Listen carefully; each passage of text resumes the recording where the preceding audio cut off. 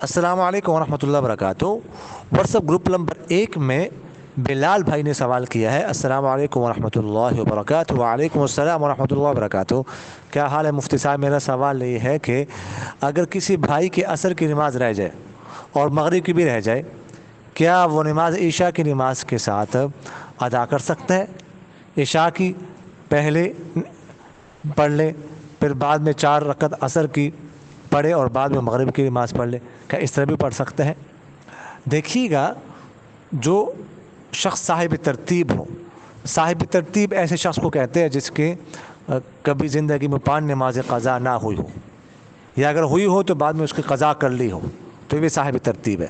تو صاحب ترتیب شخص کی اگر کوئی نماز قضا ہو جائے اور اس کو یاد ہو کہ میری نماز رہ گئی ہے، تو اگلی نماز نہیں پڑھ سکتا، پہلے وہ اس نماز کی قضا کر لے، اعادہ کر لے، بعد میں جو اگلی نماز ہے وہ پڑھ لے۔